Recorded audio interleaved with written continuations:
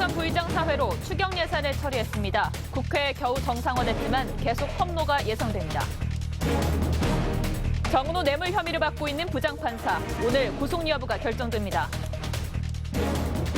박 대통령 출국하면서 북한 급변 상황을 우려했습니다. 북핵이 없으면 사드를 철수한다는 논리로 중국과 러시아를 설득할 예정입니다. 관광객은 절반으로 줄었지만 김정은이 고향 원산에 5성급 호텔을 짓기로 했습니다. 21명의 원화를 태운 유치원 버스가 전복됐습니다. 안전벨트를 매 모두 무사했습니다. 배터리 결함을 인정한 삼성, 갤럭시 노트 7 판매를 중단하고 신제품으로 교환해줍니다. 금요일 저녁 뉴스 쇼판 시작합니다. 이걸 그나마 다행이라고 해야 할지 정세균 국회의장의 개회사 문제로 파행됐던 국회가 가까스로 정상화됐습니다. 네, 국회 취재기자 연결해서 상황 알아보겠습니다. 자, 이유경 기자, 우여곡절 끝에 본회의를 열기로 했는데 지금 진행 중입니까? 네, 정세균 국회의장과 여야 지도부가 물밑 협상 끝에 오후 6시 반부터 국회 본회의를 열고 추가 경정예산 처리에 들어갔습니다. 본회의 사회는 정세균 국회의장이 아닌 박주선 부의장이 맡고 있습니다. 국회는 어제 정 의장이 20대 첫 정기국회 개회사에서 사드 배치와 우병우 청와대 수석 거취 등을 언급해 정치적 중립 의무 위반 논란으로 멈춰선 지 이틀 만에 가까스로 가동했습니다. 이 기자, 새누리당은 정세균 의장의 사과를 요구해 왔는데 그러면 정 의장이 사과한 겁니까? 네, 사과는 하지 않고 본회의 사회권을 넘겼습니다. 새누리당은 정 의장의 유감 표명을 요구했지만 정기국회 첫 안건 처리를 부의장에게 양보한 정 의장의 결단을 받아들이기로 했습니다. 새누리당은 어젯밤 1시까지 국회 의장실을 점거한 데 이어 오늘은 의장실 앞 복도에서 농성하며 국회 의사 일정을 전면 거부했습니다. 정세균 국회의장의 사회권을 인정할 수 없습니다. 시급한 민생 추경을 위해 국민이 부여한 국회의장석을 비워주시기 바랍니다. 정세균 의장이 새누리당 의원들의 지적을 무겁게 받아들인다는 말로 유감을 표명했지만 새누리당은 분명한 사과와 사회권 양보를 요구했습니다. 새누리당 의원들은 또다시 국회의장실 기습 점거를 시도하고 사퇴 촉구 결의안을 제출하며 장기 농성 체제 돌입을 예고했습니다. 국회의장도 자기가 만든 법도 자기가 사회 봐서 만든 그러한 법들도 지키지 않으려고 이런 식으로 마음대로 깔아뭉갰는데 다른 국회의원들이 왜 법을 지켜야 되며 일반 국민들이 왜 법을 지켜야 됩니까? 당대표와 원내대표는 물론 서청원 의원 등 중진, 김무성, 유승민 의원 등 비주류까지 동참해 새누리당의 단결력을 과시했습니다. 정세균 의장은 결국 사회권을 넘기겠다고 선언했고 3당 원내대표가 본회의 개의에 합의했습니다. 정 의장은 방금 전 기자회견을 열고 전날 개회사에는 어떤 사심도 없었다며 민생안이 제때 처리되지 못한 데 송구하게 생각한다고 전했습니다. 지금까지 국회에서 TV조선 이유경입니다.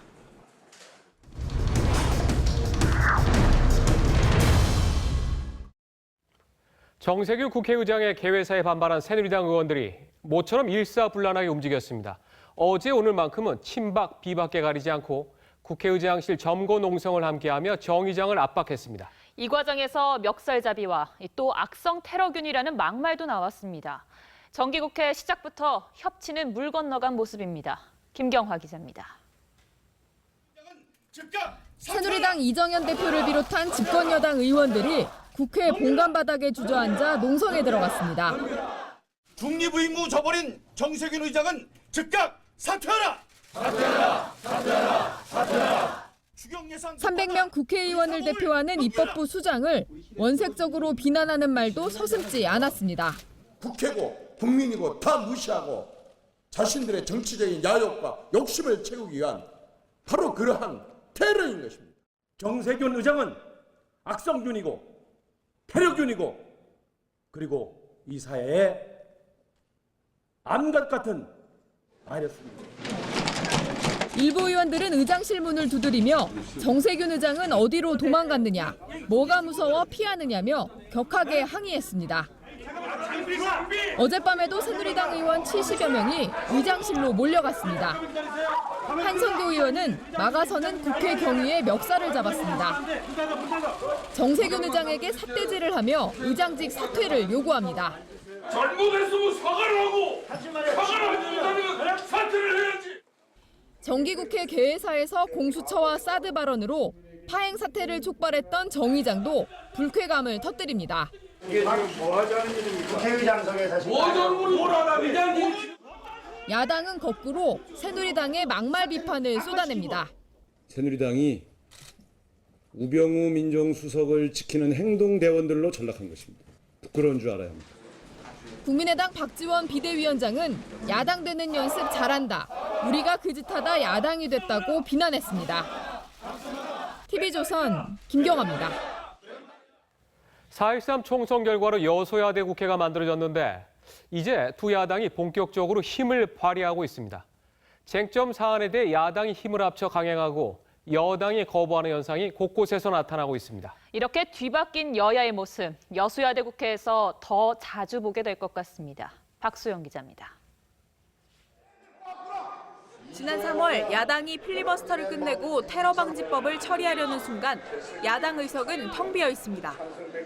테러 방지 법안에 대한 수정안은 가결되었음을 선포합니다. 집단 퇴장안 때문입니다. 불과 6개월 만에 상황은 반전됐습니다. 집단 퇴장한 건 야당이 아닌 여당 의원들입니다. 조윤선 문화체육부 장관 후보자 인사청문회에서도 야당 의원들은 자리를 채운 가운데 여당 의석만 비어 있습니다. 여당 위원님들의 요구사항을 조금 더 경청하고 반영하지 못한 데에는 다소 부족한 점도 있지 않았나. 김재수 농식품부 장관 후보자 인사청문회 역시 처음엔 여야 합동으로 시작했지만 국회 파행과 함께 야당 단독으로 마무리했습니다.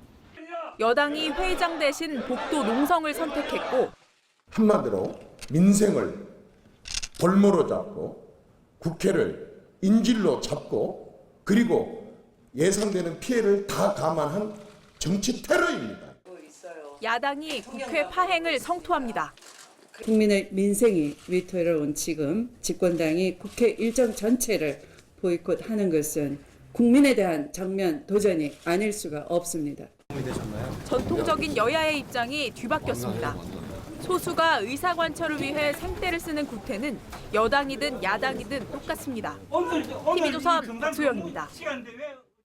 수적으로 우세한 야당이 김재수 농림부 장관 후보자에 이어 조윤선 문체부 장관 후보자에 대해서도 단독으로 부적격 보고서를 채택했습니다. 장관직에 부적합하니 임명을 철회하라는 얘기입니다. 하지만 박근혜 대통령은 임명을 강행할 것으로 보입니다. 엄성석 기자입니다. 오늘 야당 단독으로 열린 국회 교육문화체육관광위원회는 조윤선 문화체육관광부 장관 후보자에 대해 부적격 의견에 청문 보고서를 채택했습니다. 여러 의혹에 대한 소명이 불충분하고 도덕성과 준법성에 문제가 있다는 겁니다. 서민들이 이 아파트 하나 살려면요. 도시 근로자 1년에 5,200만 원 받는 사람이 16년 걸려야지 돈 하나도 안 쓰고. 후보자인 본인은 야당은 앞서 김재수 농림축산식품부 장관 후보자에 대해서도 초저금리 대출과 저가 전세 계약 등의 문제가 크다며 부적격 보고서를 채택했습니다. 청와대는 도대체 이런 의혹이 나오는 것을 괜찮다라고 생각한 건지. 하지만 박근혜 대통령은 국회 부적격 의견에도 불구하고 조윤선, 김재수 후보자를 조경규 환경부 장관 후보자와 함께 해외 순방 중 임명할 것으로 알려졌습니다. 정연국 청와대 대변인은 법 절차에 따라 임명 절차가 진행될 것이라고 밝혔습니다. 야당은 우병우 민정수석의 인사검증 실패라고 비판했습니다. 우병우 민정수석이 모를 리 없었습니다. 알지만 묵인했거나 본인 상식으로 아무 문제가 되지 않는다고 판단했을 것입니다. 특히 김재수 후보자의 경우 추후 해임 건의안을 제출하는 방안도 검토 중인 것으로 알려졌습니다. TV조선 엄성섭입니다. 정세균 국회의장의 정기국회 개회사 발언에서 촉발된 국회 파행 사태. 이틀 만에 간신히 봉합됐습니다. 정치부 신정훈 차장 나와 있는데 이 사안에 대해 조금 깊숙이 들어가 보겠습니다. 신 차장, 네. 역대 국회의장들의 개회사가 이렇게 문제가 된 적이 또 있었습니까? 그러니까 1948년 재헌국회 이후에 네. 국회의장이 한 30명 정도 계셨는데요. 예. 지금 최근 근래에는 개회사가 문제가 됐던 적은 별로 없습니다. 제가 예. 몇 가지 사례를 준비했는데 좀 보시죠. 네. 이게 이제 2007년에 임채정 국회의장 개회사 일부인데요. 보시면 우리 정치를 한 단계 더 성숙시키는 노력을 지속해야 한다. 네. 특히 대통령 선거에 사활을 거는 올인식 정치 문화부터 개선해야 된다. 이게 대선을 1년 전에 두고 한 개회사입니다. 예. 그러니까 이번하고 상당히 비슷하죠. 내년에 대선이 있으니까. 그리고 또 하나가 있는데 정의화 국회의장, 직전 예. 국회의장인데 네. 정의화 국회의장의 싱크를 한번 좀 들어보시죠. 네. 우리 팔을 걷어 붙이십시다. 거의 근접한 세월호 특별법에 대한 합의를 반드시 이루어냅시다. 수재를 당한 국민들을 만나서 그분들을 위한 조치를 미루지 맙시다. 민생과 국가 경제를 위해서 달려듭시다. 그러니까 보신 것처럼 예. 그 직전 개회사에는 대체적으로 이 정치적인 그런 언급보다는 네. 협력이나 상생 이런 것들이 사실 대부분 내용들이었습니다. 예. 그러면 지금 정 의장의 개회사 내용 중에서 크게 한 3가지로 나눌 수가 있는데 네. 가장 새누리당 의원들이 반발한 부분은 어떤 겁니까? 일단 사드라고 볼 수 있겠는데요. 사드 문제. 말씀하신 것처럼 크게 3가지인데 그 우병우 수석 거취, 그다음에 공수처 설치, 그다음에 사드 배치 3가지입니다. 근데 우병우 수석 거취에 대해서는 사실 이제 일반적인 국민 여론도 좋지 않기 때문에 예. 크게 문제는 되지 않았던 것 같습니다. 어제 본회의장에서도 새누리당 의원들이 그렇게 크게 발언을 하지 않았고요. 네. 다만 이제 문제가 됐던 건 그 뒤인데 이 공수처 설치 이 부분은 사실 그 국민의당하고 더불어민주당이 공동으로 추진을 하고 있지만 새누리당은 반대 입장을 갖고 있습니다. 네. 거기다가 특히 사드 배치 같은 경우는 여야가 극렬하게 지금 대립하는 상황이기 때문에 예. 새누리당 입장에서는 아니 왜 중립을 지켜야 될 국회의장이 특정 정당의 입장을 그대로 대변하는 얘기를 하냐 이렇게 이제 반발을 했던 거죠. 그러니까 그런 부분에서는 부적절했다라는 지적을 할 수는 있습니다. 근데 한편 이런 생각도 할 수 있는 게 이 국회라는 게 사실은 어떻게 보면 정부에 대한 견제 이런 역할을 하는 거 아닙니까? 그러니까 예. 그런 측면에서는 할 수 있는 얘기는 아니었냐 이런 평가도 있는데 다만 문제는 정기국회가 처음 시작되는 개회사에서 꼭 그런 얘기를 했어야 됐느냐 이제 이런 지적은 나올 만한 거죠. 근데 제가 좀 주의 깊게 본 것은 새누리당이 원래 이런 당이 아니었잖아요. 뭔가 투쟁한다 그러면은 일부 의원들만 나서서 하고 또 상당수 의원들이 점점 빼면서 뒤로 빠지는데 네. 이번에는 점거 농성을 할 때 상당히 많은 의원들이 달려가고 그리고 김무성 전 대표하고 유승민 의원도 의장실 점거 농성에 참여했다는 네, 얘기 듣고 그렇습니다. 사실 그 부분이 조금 주목해 봐야 될 거 아닌가 싶은데 무엇이 그렇게 새누리당 의원들을 이번에 좀 많이 뭉치게 했습니까? 사실 이 부분은 그러니까 친박, 비박, 개파보다는 네. 정파색에 따른 것이 아닌가 그렇게 봐야 될 것 같은데요. 그러니까 어제 같은 경우에서 이제 김무성 전 대표는 어제 본회의장에서 정의화 의장의 그 개회사를 들으면서 중간에 정세균 의장. 정세균 의장. 네. 더 이상 들을 것이 없다. 나가자. 이렇게 사실상 그 동료 의원들을 약간 본인이 선동했군요. 그렇죠. 이끌고 네. 나가는 모습을 좀 보였고 유승민 의원 같은 경우도 어제 밤에 한 80명 정도 가까이가 이제 국회의장실에 몰려갔는데 네. 그때 물론 긴 시간은 아니었지만 같이 와서 동참하는 그런 모습을 보였습니다. 그러니까 이 부분은 그러니까 유승민 의원 같은 경우는 여당 내에서도 어떻게 보면 사드 문제의 필요성을 가장 먼저 주장한 네. 국방위원장으로서 그러니까 비박, 친박 그렇죠. 이번에 가리지 않고 사드 문제에 대해서는 문제가 있기 때문에 그랬다는 거군요. 그렇죠. 그런데 네. 어제 그 과정에서 한성규 의원이 아마 경호원으로 보이던데 네. 이 멱살을 잡고 한 거는 이건 쉽게 말해 국회의원이 갑질한 거 아닙니까? 조금 그런 지적을 좀 많이 받았습니다. 이게 언론 보도로 나왔는데 의경으로 보이는 예. 사람의 멱살을 잡고 있는 듯한 사진이 나왔고 사실 또 어제 그것뿐만이 아니고 김성태 의원도 사실 이제 의장 앞에서 항의를 하면서 네. 과자로 보였는데 뭔가 이렇게 집어 던지는 듯한 모습이 화면에 잡혔습니다. 그래서 네. 물론 의원들이 선명성을 강조하기 위해서 항의하고 이런 건 좋은데 약간 좀 과했다. 뭐 그런 비판을 좀 그런 받고 부분에 있습니다. 대해서 분명히 사과할 건 사과해야 될 것 같아요. 마지막으로. 네. 정기국회 첫날부터 이렇게 파행됐는데 이번 앞으로 우리가 12월까지 계속 봐야 되는데 정기국회 전망 어떻게 봅니까? 일단 오늘은 합의는 됐지만 불씨는 많이 남아있다고 봅니다. 네. 이번 사태에서 새누리당이 정세균 의장한테 요구했던 게 3가지인데요.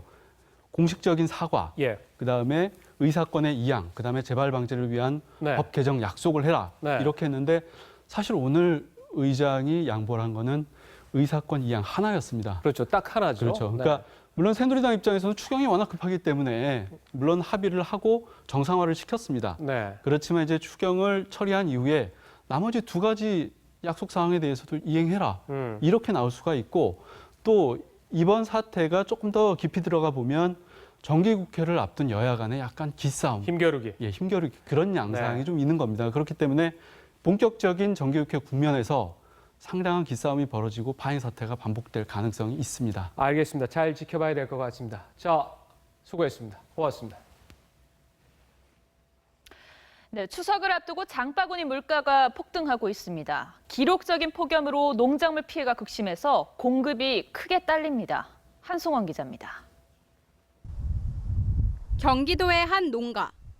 올여름 기록적 폭염에 시금치 반 이상은 싹도 틔우지 못했습니다.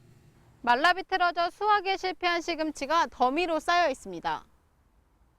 보통 2,000단 정도 나와야 되는데 이렇게 다 타 죽는 바람에 지금 한 500단에서 700단 정도 수확할 거라고 지금 예상을 하고 있고 보통 한 1,200단, 1,300단 정도 다 이렇게 타 죽은 걸로. 과일도 피해가 심각합니다. 이때쯤이면 탐스럽게 익어야 할 사과는 화상을 입어 까맣게 타들어갔습니다.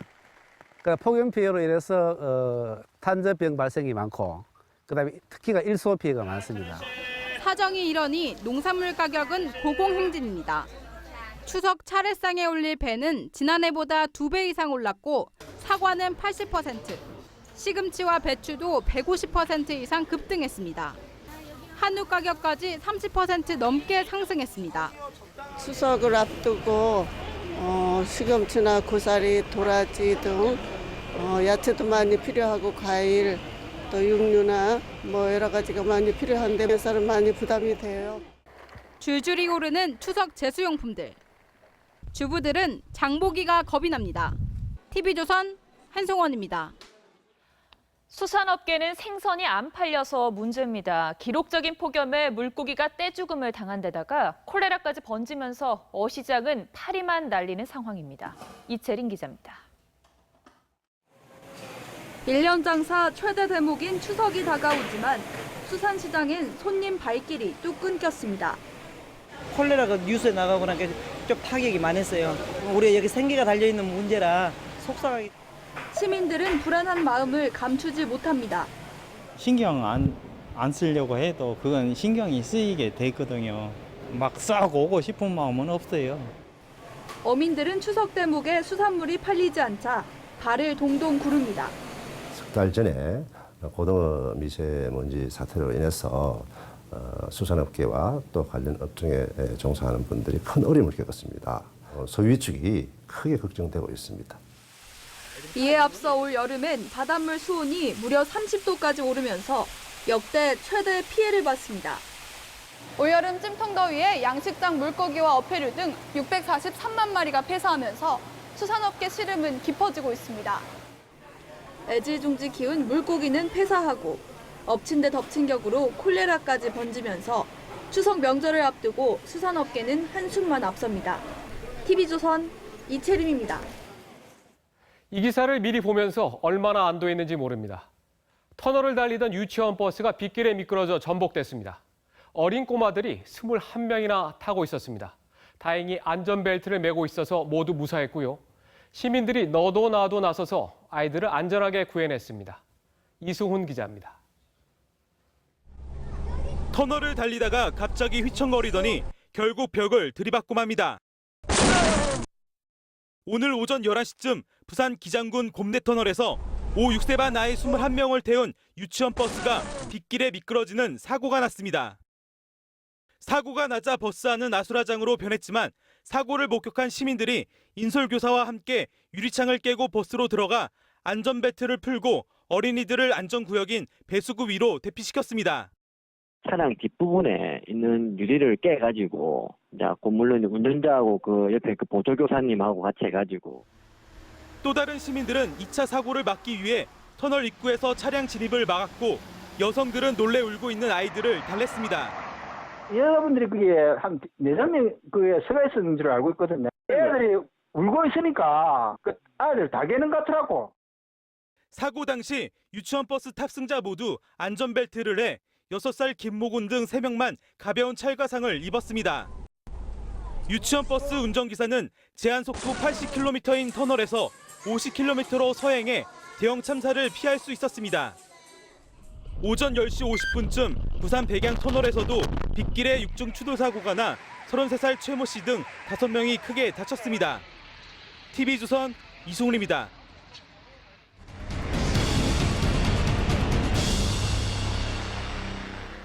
TV조선은 노인들을 보호하기 위해 차량 속도를 제한하는 실버존에서 노인이 안전을 위협받는 실태를 지난해 보도한 바 있습니다. 1년이 지난 지금 노인들이 과연 안심할 수 있는 공간으로 변모했을까요? 최수용 기자가 현장에 다녀왔습니다.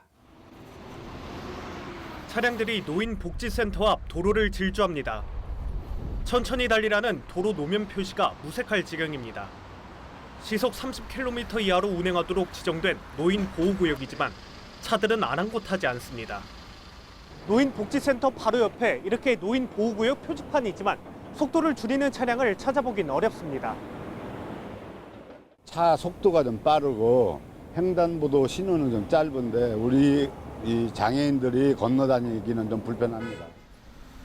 다른 노인 보호구역도 위험천만하긴 마찬가지입니다. 정지선 위반은 기본. 비보호 좌회전 구역이 설정된 사거리엔 차들이 얽히고 설켜 초록불에도 노인들이 횡단보도를 안심하고 건너기 힘듭니다. 차가 빨리 달리고 하니까 애기들 데리고 다닐 때는 항상 불안해.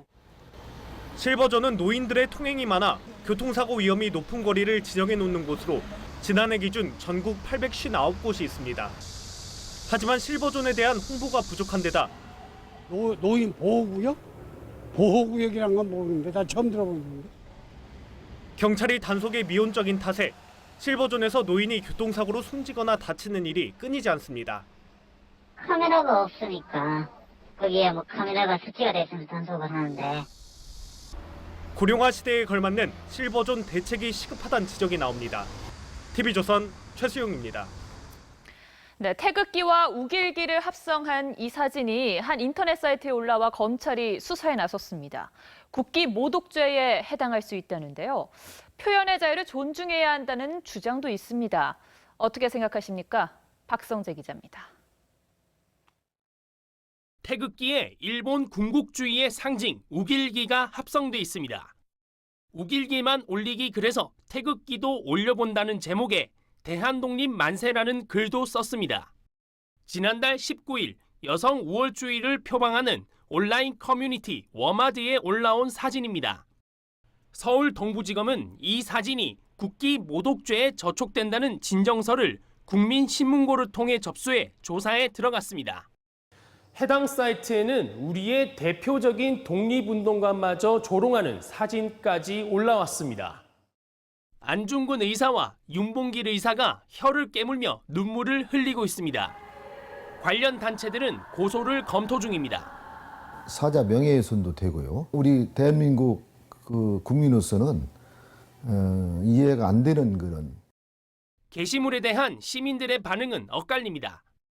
표현의 자유가 있는데 고소까지 하는 건 좀 아닌 것 같습니다. 태극기는 국가 존엄인데 우길기와 합성하는 건 비판받아야 할 것 같아요. 앞서 남성주의를 표방한 사이트 일간 베스트에서는 유관순 열사와 위안부를 성적으로 비하한 게시물이 올라와 논란이 일기도 했습니다. 네티즌 간의 다툼에 우리나라의 아픈 역사가 웃음거리로 전락하고 있습니다. TV조선 박성재입니다. 네, 여성들의 신발만 훔치던 남성이 붙잡혔습니다. 단순 절도인 줄 알았는데 자신의 성욕을 채우기 위해 저지른 일이었습니다. 벌써 9번째라고 합니다. 얼마 전엔 양말 변태 사건도 있었죠. 박건우 기자입니다. 초등학교로 들어가는 30대 남성. 잠시 후 메고 있던 가방이 불룩해져 나옵니다.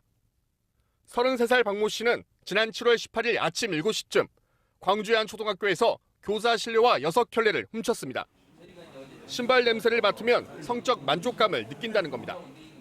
성적 취향하세요. 서로를 한 말이라고. 박 씨는 아침 일찍 출근한 교직원이 출입문을 열어놓은 틈을 이용해 학교에 침입했습니다. 학교 지킴이도 출근하기 전이라 아무도 박 씨를 막지 못했습니다. 학부모들은 강력한 처벌을 요구했습니다. 이번에 그냥 넘어가잖아요? 그러면 계속 똑같이 해요. 신발을 훔친 범죄로만 전과 8범인 박 씨는 3년 전 정신질환 판결로 치료 감호소에서 한 달간 치료를 받기도 했습니다. TV조선 박건우입니다.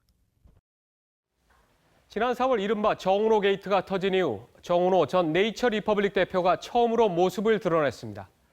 옛 동업자였던 브로커 한모 씨의 재판에 증인으로 나선 건데요.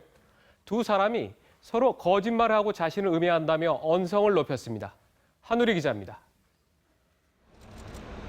수의를 입고 하얀 마스크를 쓴 정은호 전 네이처리퍼블릭 대표가 호송차에서 내립니다. 도박 혐의로 검찰 조사를 받던 지난해 말보다 마른 모습입니다. 정 씨는 화장품 군납 청탁을 하겠다며 뒷돈을 받은 혐의 등으로 구속 기소된 브로커 한모 씨 재판에 증인으로 출석했습니다. 정 씨는 2011년 한 씨가 국군 복지단장에게 납품 청탁을 해주겠다고 해 서울 강남 P호텔 주차장에서 현금 5천만 원이 든 쇼핑백을 건넸다고 말했습니다. 당시 더 펜시샵을 매각하고 2천억 원을 현금으로 가지고 있어 금고에서 돈을 꺼내줬다고 설명했습니다. 한 씨는 정은호가 추석 때 쓰라며 돈을 준 것이고 3천만 원은 공진단 값이라고 로비 혐의를 부인했습니다. 정 씨는 공진단 한 통을 받았지만 약값으로 돈을 준 게 아니다라고 반박했습니다. 정 씨는 또 한 씨에게 2억 원을 빌려주고도 안 받았다며 언성을 높이기도 했습니다. 이에 대해 한 씨는 이명박 전 대통령의 조카 김모 씨를 소개해준다고 라며 말을 막기도 했습니다. 소개비 명목으로 돈을 받았다는 취지로 풀이됩니다. 한 씨는 정 씨가 나간 뒤 정은호 쓰레기 짓의 희생양이 됐다며 진실을 밝혀달라고 울며 호소했습니다. TV조선 한울입니다. 정은호 네이처리퍼블릭 대표로부터 억대의 뇌물수수 혐의를 받고 있는 김모 부장판사. 이 판사에 대한 구속 여부가 오늘 밤 결정됩니다. 50대의 김 판사는 뇌물을 받고 유리한 판결을 해줬다는 의혹을 받고 있습니다. 김태훈 기자입니다. 김모 부장판사는 영장실질심사에 출석하지 않았습니다. 후배 법관에게 신문 받는데 부담을 느낀 것으로 보입니다. 김 판사는 뇌물 등으로 1억 7천여만 원을 받은 혐의를 받고 있습니다. 김 판사는 정은호 전 네이처리퍼블릭 대표로부터 고급 외제 차량을 헐값에 산 뒤 그 돈의 일부를 돌려받은 것으로 알려졌습니다. 해외여행 경비를 지원받은 혐의도 있습니다. 정 전 대표로부터 받은 돈 가운데는 100만 원짜리 수표 대 6장도 포함된 것으로 전해집니다. 김 부장판사는 돈을 받은 혐의는 대부분 시인했지만 수표는 부의금 명목이라고 주장한 것으로 전해졌습니다. 검찰은 김 부장판사가 정 전 대표나 네이처리퍼블릭이 관련된 재판에 영향력을 행사하려고 한 것으로 보고 있습니다. 실제로 김 판사는 짝퉁 수딩젤 유통 사건 항소심을 맡아 네이처리퍼블릭이 원하는 대로 짝퉁 제조업자들의 형벌을 1심보다 올린 적이 있습니다. 검찰은 그제 김 부장판사를 소환해 조사를 하던 중 심리 상태가 불안해 극단적인 선택을 할 우려가 있다고 보고 어제 새벽 긴급 체포한 뒤 구속영장을 청구했습니다. 김 판사의 구속 여부는 오늘 밤 늦게 결정됩니다. TV조선 김태훈입니다. 현직 부장판사가 억대의 금품을 수수한 혐의가 드러났습니다. 국민들은 더 이상 믿을 곳이 없다, 이제 이런 얘기를 하고 있는데요. 강신업 대한변호사협회 공보이사와 함께 관련 얘기 나눠보겠습니다. 어서 오십시오. 네, 안녕하십니까. 법조계 분위기 이거 아주 싸할 것 같아요. 네, 먼저 현직 검사가 이제 또 문제가 됐죠. 네. 구속이 된 데 이어서 또 전관 변호사, 예. 이어서 이제 판사까지도 국민들께 이제 법조계에서는 굉장히 송구스러운 네. 말씀을 드릴 수밖에 없고요. 그리고 또 분위기가 아무래도 어둡고 지금 대법원에서도 예. 예정돼 있던 음악회를 취소하는 등 예. 상당히 분위기가 어둡습니다. 최민호 판사 사건이 난 게 불과 몇 년 전이지 않습니까? 네, 그렇습니다. 그런데 이번에 50대 이 김모라고 우리가 지금 얘기할 수밖에 없는 이 김모 부장판사 같은 경우에는 다른 혐의도 아니고 뇌물죄를 받고 있단 말이에요. 네. 판사가 뇌물을 받고 판결을 쉽게 말해 유리하게 해줬다는데 이건 사실 굉장히 좀 충격적인 거 아닙니까? 네, 그렇습니다. 지금 이제 받고 있는 이제 의혹이요. 혐의가 네이처리퍼블릭의 이제 3개의 사건에서 예. 모조품을 이제 다른 회사가 만들었는데 여기에 대해서 이제 정은호 씨가 이제 고소를 했죠. 네. 그런데 항소심 재판에서 세 개의 재판 중에서 예. 그 하나를 1심보다 형량을 무겁게 줬다. 그래서 결국은 정은호의 엄벌 청탁을 받고서 이 김모 부장판사가 1심보다 더 엄한 네. 이 벌을 내린 것이 아니냐. 그렇다면 이제 그 청탁이 통한 것이다. 예. 이렇게 이제 볼 수 있는 것이고요. 예. 그리고 이제 그 대가로 약 지금 1억 7천만 원의 금품이 오간 것이 아니냐. 이렇게 해서 특정범죄 가중처벌법상의 뇌물죄로 네. 이제 지금 영장이 청구된 상태인 거죠. 우리 사회에서 정말 다른 부분들이 다 좀 이런저런 문제가 있다 그래도 판사님들은 이러지는 않아야 된다. 이게 어떤 하나 우리 사회 마지노선 이런 거 아니었습니까? 예, 그동안 그렇게 인식돼 왔고 네. 사법부의 독립이라는 것도 결국은 법관의 신분을 보장하고 예. 사법부를 권력으로부터 독립시켜서 이제 법과 양심에 따라서만 재판하도록 네. 정말 마지막 국민의 어떤 기본권의 보루 이렇게 예. 돼 왔죠. 그런데 이제 이것이 세월이 이제 흐르면서 결과적으로 개인의 일탈. 네. 사실은 이제 사법부는 이제 독립을 누리고 있죠. 권력으로부터는. 하지만 이 개인의 친분이라든가 예. 내지는 어떤 개인적 일탈이 예. 계속해서 일어나고 있고 네. 이런 것들에 대한 어떤 통제 시스템이 예. 작동이 잘 안 되고 있는 형편인 거죠. 네. 근데 이번 사건에 대해서도 대법원에서 이건 미리 좀 조사를 하지 않았습니까? 네, 처음부터 그렇습니다. 문제가 있다는 얘기가 나오니까. 네. 그런데 나온 거는 이거 문제 없다. 재판에도 영향을 미치지 않았다는 건데 네. 조금 단도직입적으로 양승태 대법원장이 뭔가 이런 데 대한 의지가 없는 것 아닙니까? 개혁이라든가 아니면 판사들의 문제를 살펴보는 데 대해서는. 그래서 내부 이제 감찰 시스템 이런 것들이 작동이 잘 안 되고 있다. 이런 것은 이제 드러나고 있는 것이죠. 예. 지금 이제 관련 김모 부장판사가 재직했던 법원에서도 예. 그런 어떤 재판에 영향을 끼친 그런 의혹은 없다. 이렇게 이제 발표를 했지 않습니까? 네. 그리고 이제 법원의 인식이 그렇다고 봐야 되는데 예. 결국 이제 어떤 문제가 생겼을 때 네. 여기에 대해서 내부 감찰을 통해서 예. 자정 기능이 아직 좀 미흡하다고 봐야 되고요. 뭘 좀 해야 되는데. 예, 그래서 이제 이런 내부 어떤 감찰 시스템이 안 된다면 외부의 어떤 그 감찰이 필요한 게 아니냐. 그래서 예. 고위공직자 비리 수사처 얘기도 나오는 것이고 예. 고위공직자 비리 수사처가 아니라면 적어도 네. 고위공직자 비리 감시처라도 만들어서 이제 외부에 의해서 이런 어떤 판사나 검사 이런 분들에 대해서 그 감찰 시스템을 작동시키고 네. 또 통제하는 이런 것들이 필요하지 않나 이런 얘기가 오가고 있는 것이죠. 그러면은 지금 이런 문제를 일수하기 위한 대책으로서 네. 고위공직자 비리 수사처든 아니든 네. 감시처든 뭔가 하나가 필요하다. 지금 이런 입장을 대한변협에서는 갖고 있는 겁니까? 저희들이 공식적으로 이제 고위공직자 비리 수사처를 지지하는 입장은 아닙니다. 왜냐하면 네. 그것도 가지고 있는 어떤 약점이 있기 때문에요. 하지만 적어도 제가 지금 말씀드린 고위공직자 비리 감시처라도 네. 만들어야 한다는 입장이고 또 나아가서는 저희들이 내놓은 것은 뭐냐면 근본적인 이제 개혁을 해야 된다. 예. 그래서 검사장을 선거로 뽑는다든지 내지는 법원장도 네. 이제 임명 시스템이 아닌 예. 이 선거 시스템에 의해서 위에서부터 어떤 그 통제 내지는 감찰 기능을 충분히 발휘할 수 있는 이런 시스템으로 전환을 시켜야 되지 않을까. 네. 다시 말하면 지금 상태로 두고서는 알겠습니다. 개혁이 한계가 있다. 그렇다면 어떤 획기적이고 근본적인 개혁을 해야 된다. 예. 이렇게 보고 있죠. 이 과정에서 대한변협의 활동을 좀 기대하겠습니다. 오늘 여기까지 듣겠습니다. 고맙습니다. 네, 고맙습니다. 네, 법정 관리 개시로 중단됐던 한진해운 선박에 대한 부산항 하역 작업이 재개됐습니다. 하지만 해외 억류 선박은 계속 늘어나고 있고 글로벌 물류업계에도 비상이 걸렸습니다. 고서정 기자입니다. 발이 묶였던 한진 탄진호가 부산 신항만에 입항합니다. 항만 당국이 레싱 업체들에게 밀린 임금 지급을 약속했기 때문입니다. 국내 항만에서는 숨통이 트였지만 해외에 나가 있는 한진해운 배들은 여전히 발이 묶여 있습니다. 수에즈 운하 측은 통행료를 성금으로 요구하며 한진해운 선박의 통행을 막았고 연료를 구하지 못해 멈춰서는 배도 잇따르고 있습니다. 이렇게 운항 중단된 한진해운 선박은 현재 기준으로 43척, 약 11만 TEU의 화물 처리가 지연되고 있습니다.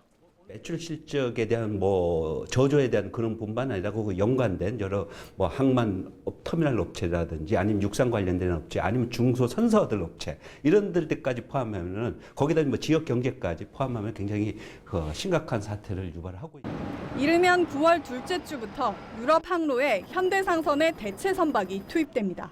가능한 빠른 시일 내에 선박 저반이나 화물 하역 등 제반 조치가 가능하도록 국적 선사의 해외 법인 및 화주 등과 긴밀하게 협력하겠습니다.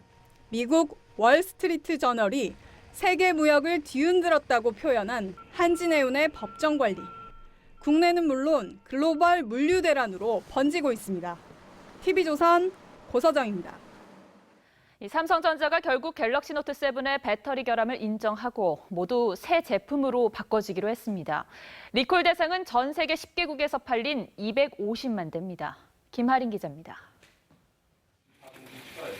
삼성전자 무선사업부를 총괄하는 고동진 사장이 무거운 표정으로 고개를 숙입니다.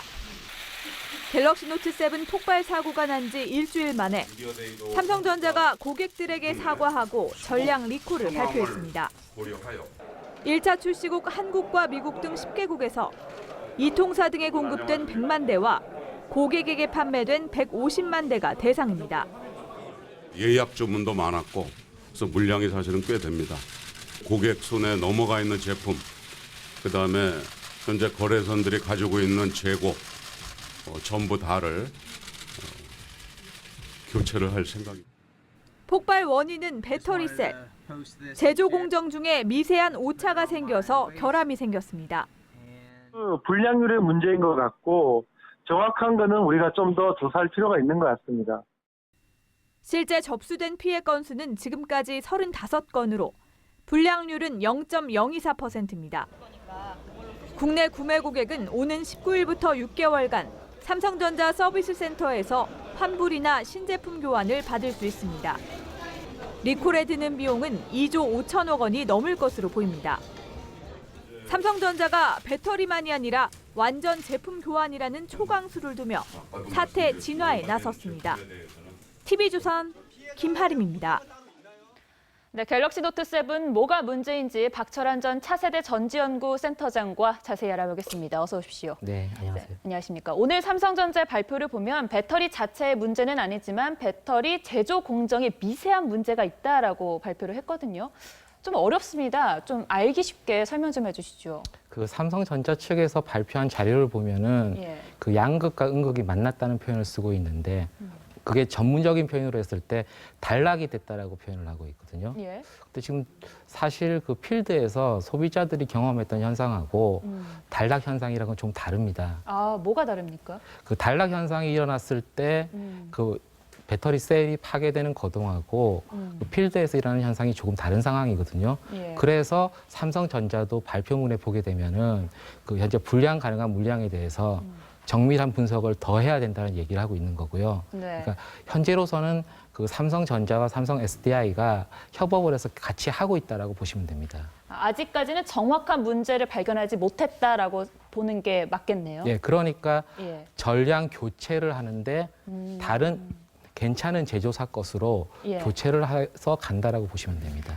또 발표를 보면 100만 대 중 24대가 불량인 수준이다라고 했습니다. 이 정도의 불량률은 꽤 높은 겁니까? 그 전문을 잘 읽어보시면 그 전문이 좀 이해하기 힘들게 돼 있습니다. 그 전문의 뜻은 뭔가 하면은 9월 1일 기준으로 100만 대 기준 24개가 리포트됐다는 뜻입니다.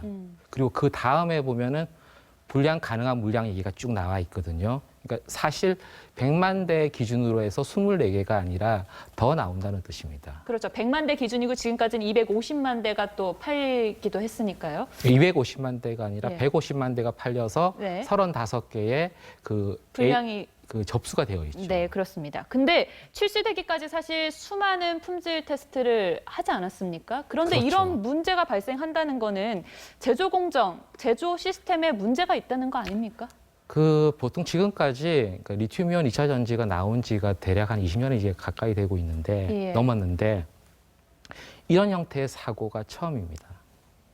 그래요? 예, 그러니까 어찌 보면 전대미문의 사고 형태라고 보시면 되는데 그렇다고 해서 이게 뭐 정말 불안한 형태의 사고란 게 아니라 그 삼성전자와 삼성 SDI가 이런 식으로 협업을 해가지고 배터리 공급되는 경우가 많았거든요. 근데 그전 제품을 보면 이런 식의 불량이나 에러가 없지 않았습니까? 그러니까 그 그전과 전혀 다른 패턴으로 일어났기 때문에 이거는 상당히 어려운 문제고 예. 어려운 문제이기 때문에 최초에는 배터리 교체로 가져가 됐던 거고 예. 그다음은 전량 폼까지 교체하는 거로 갔다고 보시면 됩니다. 자, 갤럭시 노트 7 배터리는 리튬 이온 2차 전지입니다. 그리고 네. 대부분의 스마트폰이 또 이 배터리를 쓰지 않습니까? 그러면은 그렇죠. 다른 스마트폰도 혹시나 뭐 문제가 생길 수도 있는 겁니까? 그러니까 지금 보면은 그 예. 모바일 폰 쪽에서 모바일 폰 자체를 우리가 이렇게 쉽게 쓸 수 있게 만든 기술이 예. 리튬 이온 테크놀로지라고 해가지고 이 제품에 채택된 것은 리튬 이온 폴리머 2차 전지거든요. 네. 기본적으로 대부분이 안전하다고 보시면 됩니다. 아. 그리고 지금까지 다들 한 10년 전에 보면은 LG화학 측에서 한 2건 정도가 사건이 있었는데 예, 폭발 사고가 있었죠. 그 사건도 배터리가 원인이 아니었습니다. 그러면은 앞으로 삼성전자가 배터리 문제를 어떻게 해결할지가 또 관심이 집중될 수밖에 없겠네요. 그러니까 예, 네. 그 부분을 좀 말씀을 잠깐 드리면은 예. 그 삼성전자하고 삼성 SDI하고 다른 그 부품사들이 이번 건에 대해서는 사활을 걸고 해결을 하려고 할 거고 예. 믿어줘야 됩니다. 알겠습니다. 오늘 나와주셔서 고맙습니다. 네. 감사합니다. 네. 국제사회의 대북 제재 이후 북한을 방문하는 외국인 관광객 수가 대폭 줄었습니다. 그런데 김정은 원산의 5성급 호텔을 비롯해 수조 원 규모의 관광단지 건설을 추진하고 있습니다. 김정우 기자입니다. 북한이 최근 대외 선전 매체를 통해 공개한 원산시 투자 제안서입니다.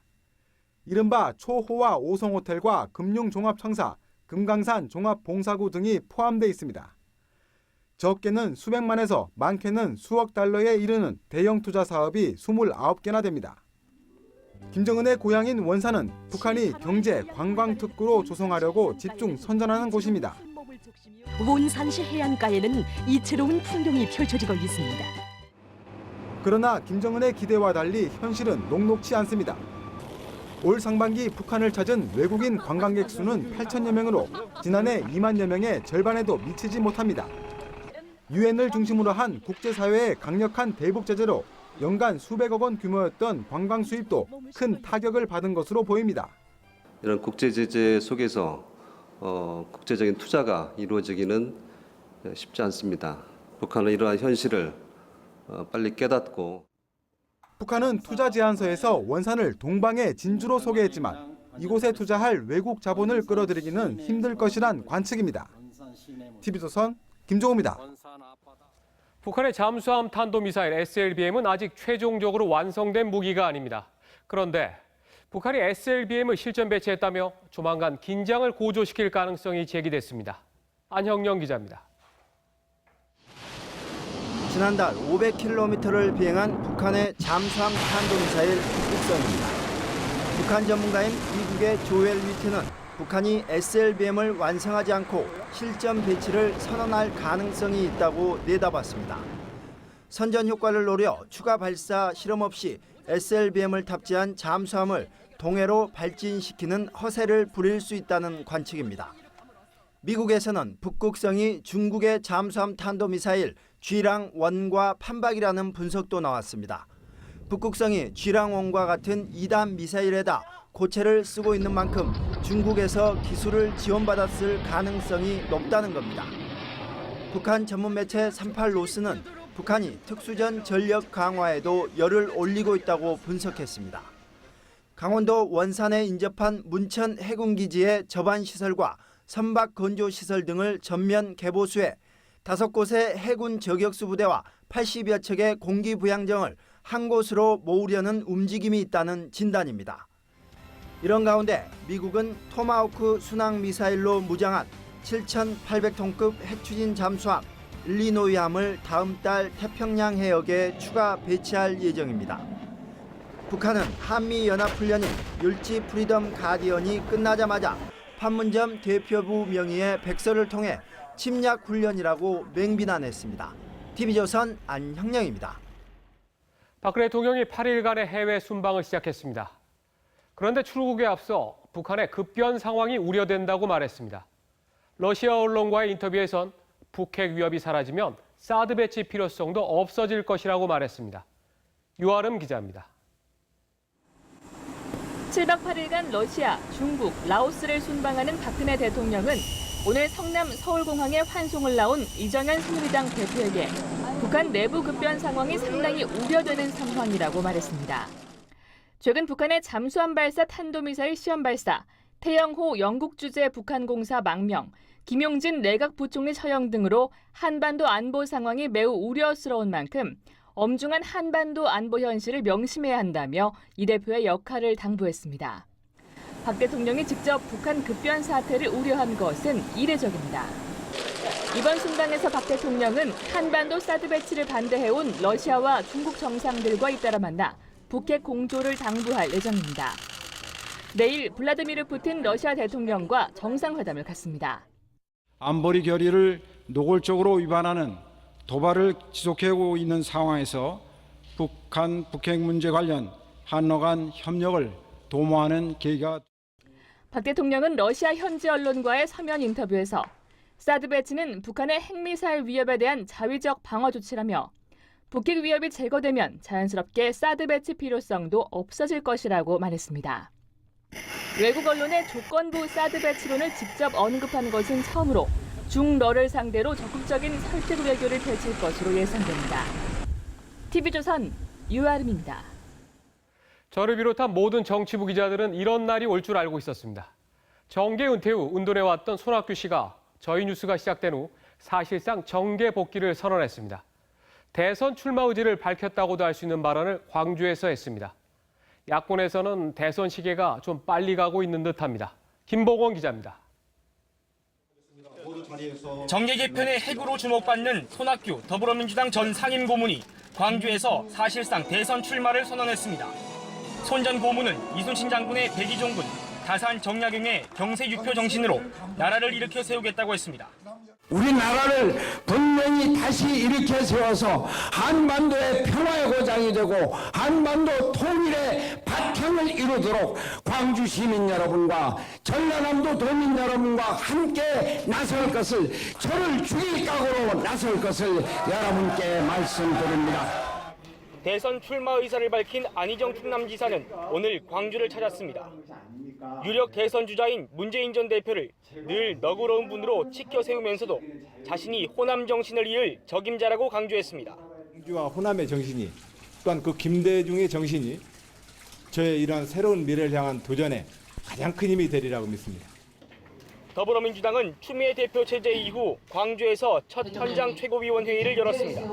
공정한 경선 약속 드렸고 또 경선 관리 중에 잡음이 없도록. 문재인 전 더민주 대표는 강원도의 휴전선 접경지대를 돌며 안보 민생 행보를 이어갔습니다. 안철수 전 대표는 국제 가전 박람회에 참석하기 위해 독일로 떠났습니다. 이번에 그 독일에서 거기가 사실 전 세계 혁신 경쟁의 전쟁터입니다. 최대한 여러 가지들 배우고 듣고 오겠습니다. TV조선 김보원입니다.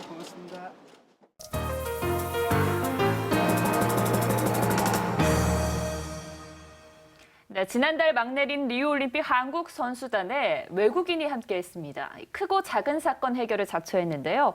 제프리 존스 변호사 만나봅니다. 반갑습니다. 네, 감사합니다. 안녕하십니까. 자, 한국 선수단의 변호사가 동행한 건 처음이거든요. 네, 자처하신 겁니까? 네, 처음이고 우리나라 처음이지만은 다른 나라 선수단들이 변호사 데리고 가요. 미국 같은 데 5명. 근데 저희는 처음인 거네요. 처음이에요. 눈꽃 새 없이 바빴다고 하시더라고요. 리우에서의 일정이 어땠습니까? 일과가? 엄청 힘들었어요, 사실이. 그 아침마다 임원단 8시 매일 해야 하고 매일 3주 동안 아침 8시 해야 하고 보통 밤에 11시 반, 12시 끝나요. 그때 경기 끝나니까. 그래서 경기마다 이렇게 돌아다니고. 한국 선수단의 모든 경기를 지켜보셨네요, 그러면. 사실 이제 변호사님이 갔을 때, 이때다 싶었던 게 바로 있었습니다. 레슬링의 김현우 선수가 이제 편파 판정 논란을 받았을 때였는데, 사실 뭐 장고 끝에 결정한 겁니다만, 좀 아쉬웠습니다. 제소를 안 한 건. 그럴 수밖에 없었던 겁니까? 우리가 사실이 아쉬운 점 있다 그러면은 금메달 못 땄고. 근데 심판이 나중에 우리가 좀 항의했어요. 예. 제대로. 근데 그거 만족을 못 느끼고 그래서 우리도 그 심판단장한테 또 항의를 했었어요. 설득해가지고 이게 안 맞다. 그래서 자기가 특별히 불러가지고 시간 약속해서 우리한테 비디오 보여줬어요. 예. 그 코치 두 분하고 저하고 그 심판단장. 그래서 우리가 계속 비디오 분석해 보니까 심판이 맞았어요. 그럼 4점이 아니라 2점이 맞는 거였거든요. 그래서 우리가 제소를 안 했죠. 그러면, 하려고 했는데 안 했습니다. 그게 더 옳은 판단이었을 수도 있겠네요. 네. 편파 판정 논란 같은 이런 분쟁이 만약 한국과 미국 사이에 있었다면 이라는 생각을 해봤거든요. 어땠을 것 같습니까? 문제 없어요. 문제 한국 편 없으니까? 해야지. 그런 오해 같은 건 받지 않으셨습니까? 오해 제가 리오 기간 동안 예. 우리 한국 선수단 조금 열심히 응원했습니다. 뭐 국기 들고 또 했는데 미국 친구들이 봤대요. 방송도 나왔고. 네. 그래서 미국 친구들이 너 시민관 바꿨냐 약간 농담식으로 항의를 했는데 예. 제가 한국에 대한 애정과 뭐 잘 알고 있어요. 아직도 미국 시민관이지만은 거기에 대한 문제 없습니다. 사실 이번이 처음은 아닙니다. 4년 전 런던 올림픽 때 박종우 선수가 독도 세리머니로 이제 동메달을 박탈당할 위기였을 때 변론도 하셨잖아요. 네. 굉장히 예민한 문제예요. 좀 네. 어렵지 않았습니까? 어려웠어요. 예. 네. 그때 심판장이 지금 현재 IOC 위원장 그 박이었어요. 예. 그래서 그 사람 어떻게 설득시켰냐면 그 독도 우리 당이라는 게 무슨 일본 반심리적인 그런 말이 아니고 오히려 하나의 애국심의 표현이다라는 예. 설명했고 그리고 독도 우리 당이라는 노래도 들려줬고 우리는 초등학교부터 그런 노래도 배우잖아요. 예. 그래서 이 그 박정우 선수가 뭐 일본에 대한 무슨 생각이 있는 것이도 아니고 그냥 독도 우리 당이다 하나의 애국가의 비슷한 느낌이 있어요. 한국에 대한 애정이 굉장히 크세요. 우리보다 애국심이 또 강한 것 같고요. 또 한국인은 우리라고 또 표현을 하시잖아요. 그럼에도 불구하고 한국에서 또 한국인이 조금 아쉬운 점이 있다면 좀 뭐가 있을까요? 아쉬운 점? 예. 아쉬운 점이 있다 그러면은 이런 이야기 있는지 모르지만은 우리나라 사람들이 배고픈 거 예. 참을 수도 있지만은 배 아픈 거 못 참아요. 친척이 땅 사면 배 아프잖아요. 네. 그거 좀 안 했으면 좋겠어요. 우리가 남의 성공한 거에 예. 박수 치고 좀 그 칭찬도 하고 축이라고 안 했으면 좋겠어요. 아무래도 한국 사람이 좀 한이 많은 민족이라서 그런 게 아닐까 싶습니다. 자, 마지막으로 변호사님 이제 앞으로 한국에서 계속 생활을 하실 거잖아요. 앞으로 어떤 일을 좀 하고 싶습니까? 이 스포츠 관계 굉장히 재밌고 또 나라의 큰 의미입니다. 우리가 성공할 때 국민들한테 큰 행복 주고 맞아요. 그래서 그런 관계도 계속 봉사하고 싶고 예. 앞으로 뭐 그런 기회 있으면 좋겠습니다. 앞으로 한국 선수단을 위해서 활약하는 모습을 또 지켜보도록 하겠습니다. 오늘 나와주셔서 고맙습니다. 네, 감사합니다. 네, 감사합니다. 우리가 다른 사람 눈치 안 보고 두 발 뻗고 사는 집, 편안하고 멋있게 꾸며서 살고 싶다는 소망을 누구나 갖고 있습니다. 그런데 인테리어 업체에 맡기면 수천만 원이 들기 일쑤입니다. 그래서 돈도 아끼면서 자신의 취향대로 직접 인테리어를 하는 사람들이 늘어나고 있습니다. 신한순 기자입니다. 레일을 고정시키고 탈착식 LED 등을 끼워 넣으니 분위기 있는 조명이 나옵니다. 신발장, 선반, 전동드릴 하나로 쉽게 조립할 수 있는 제품들이 넘쳐납니다. 비용도 업체를 부르면 많이 들고요. 그다음에 또 시대가 이제 좀 힘들잖아요. 그래서 돈도 없고 그래서 그냥 혼자 해결하는 편입니다. 칙칙한 장판 모두 뜯어내고 나무 타일을 하나하나 붙입니다. 고급스럽게 바뀐 바닥. 이번엔 철골 구조물에 하판을 대 침대로 탈바꿈시킵니다. 장판이 깔려 있었는데 장판 상태가 좀 안 좋아서 그 장판을 다 걷어내고 그 시멘트 위를 한번 좀 정리를 한 다음에 그 위에 데코 타일을 깐 거예요. 일반 가정 바닥용 데코 타일입니다. 업체에서 시공했을 때와 직접 시공했을 때 가격 차이는 이렇게나 납니다. 10평 남짓한 사무실 겸 주거 공간. 직접 공사하니 비용 절감 효과는 엄청났습니다. 완전 처음부터 다 하면은 150만 원 조금 안 넘게 들었어요. 가구도 직접 만들어 쓰는 시대. 돈은 아끼고 만족감은 올라가는 DIY가 대세로 자리 잡고 있습니다. 아무래도 이제 혼자 하니까 스스로 이제 해결도 할 수 있고 요즘 그래도 제가 하는 게 더 개인적으로는 마음이 안심이 되니까. TV조선 신환순입니다. 브라질 테메르 대통령이 취임 하루 만에 궁지에 몰렸습니다. 경제 살리기도 힘든 상황인데 반대 시위에 외교적 마찰까지 직면했습니다. 윤혜웅 기자입니다. TV에서 테메르 신임 대통령 취임사가 나오자 야유를 퍼붓는 시민들. 취임과 동시에 수만 명이 거리로 몰려 퇴진 운동에 나섰습니다. 지지율이 10%대에 그치는 등 테메르 스스로 인기가 없는 것도 이유지만 연금제도 개편과 복지 지출 삭감 등 서민에게 부담을 주는 경제 정상화 정책이 반발을 샀습니다. Assim como o golpe de 64, não toleraremos isso em nossas gargantas. Temer é um fascista, Temer é um golpista, somos contra eles. 나라 밖도 시끄럽습니다. 남미의 좌파 정부 사이에서 왕따 신세가 돼 불가리아와 볼리비아, 에콰도르, 쿠바가 자국 대사를 불러들였습니다. 우루과이는 테메르 정부를 쿠데타 정권으로 규정했고 베네수엘라는 외교관계 단절 가능성을 시사했습니다. No vamos a dejar solo al pueblo de Brasil. Por eso inmediatamente ordené el retiro definitivo del embajador. 취임 하루 만에 레임덕 상황을 맞이한 테메르 대통령. 호세프 전 대통령이 파탄낸 국가 경제를 되살리고 국내 민심에 국제관계까지 보듬어야 하는 삼중고에 직면했습니다. TV조선 윤혜웅입니다. 지난해 터키 해안가에서 숨진 채 발견된 시리아 꼬마 난민 쿠르디 기억하시죠? 이 쿠르디의 죽음은 전 세계의 시리아 내전의 참상과 난민의 비극을 알렸습니다. 1년이 지난 지금 시리아 아이들의 삶은 나아졌을까요? 김자민 기자입니다.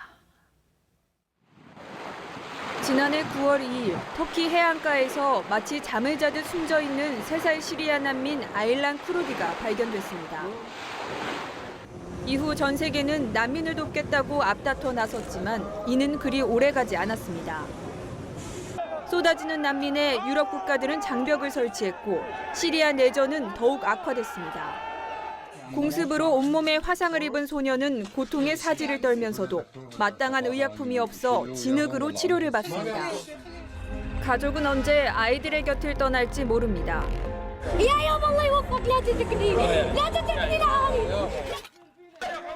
지난달 알레포에서 숨진 어린이는 150여 명.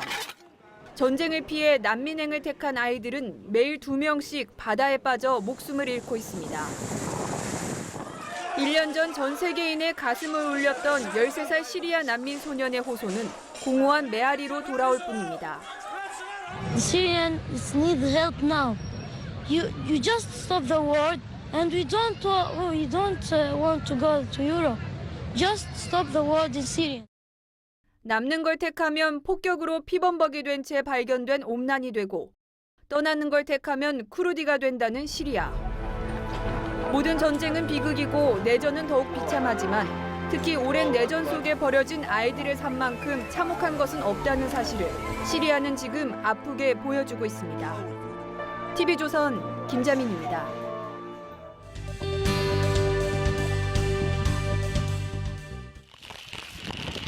강한 바람과 함께 쏟아지는 폭우. 앞을 분간할 수 없을 정도입니다.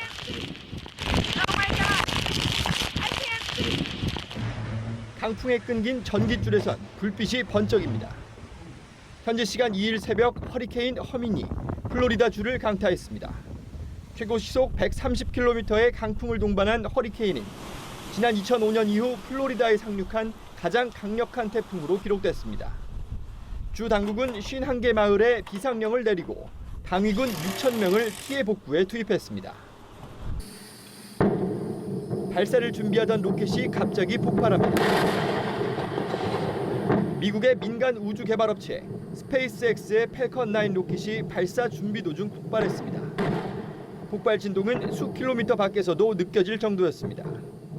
폭발 원인을 조사 중인 앨런 머스크 측은 이번 폭발로 약 6,200만 달러, 우리 돈 690억 원의 손실을 입었다고 밝혔습니다. 두바이의 세계 최대 규모의 실내 테마파크가 문을 열었습니다. 넓이만 14만 제곱미터로 축구장 20개를 합친 것과 맞먹습니다. 롤러코스터 등 놀이기구는 물론 공룡 전시관과 4D 영화관, 쇼핑몰까지 갖추고 있습니다. 두바이는 2020년 엑스포를 대비해 3개의 대형 테마파크를 추가로 건설 중입니다. TV조선 지선호입니다. 네, 파스타와 스테이크를 먹는 아이들, 신이 났습니다.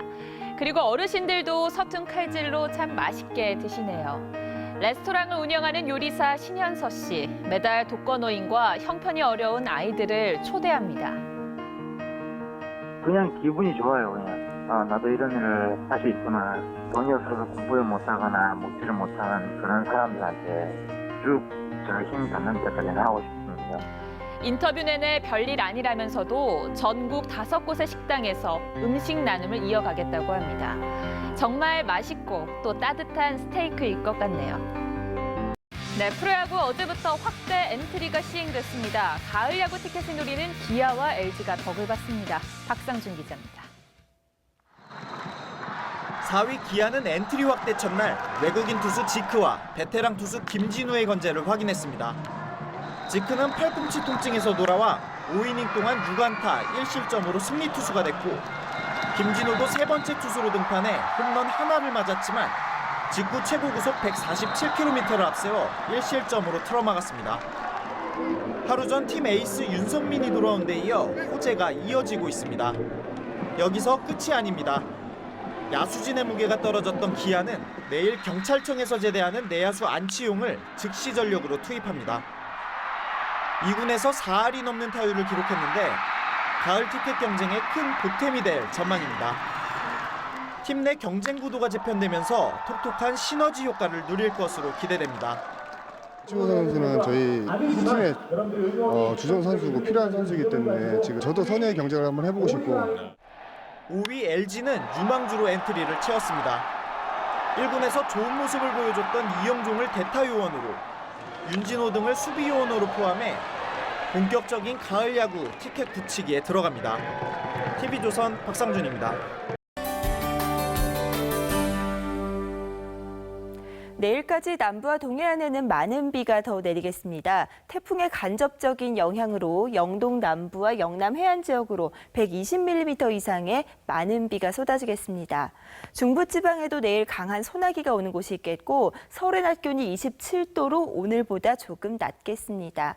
호남 지역의 비는 내일 새벽이면 그치겠지만 영남은 오후까지 이어지겠고 광주의 낮 기온이 29도까지 오르겠습니다. 동해안 지역은 내일 밤까지도 비가 이어질 걸로 보입니다. 휴일인 모레는 남부지방에 소나기 예보가 나와 있습니다. 날씨 정보였습니다. 국회의장의 정기국회 개회사를 놓고 어제 오늘 벌어진 일은 국민들을 참담하게 만들었습니다. 보고 있기에 좀 민망했습니다. 이런 힘겨루기가 과연 누구를 위한 것인지 솔직히 잘 모르겠습니다. 이대로 두면 이번 정기국회가 엉뚱한 산으로 가버릴지 모르겠습니다. 이럴 때일수록 우리 국민들이 두 눈 부릅뜨고 지켜봐야겠습니다. 다음 주도 깊이 있는 뉴스 명쾌한 분석으로 찾아가겠습니다. 고맙습니다.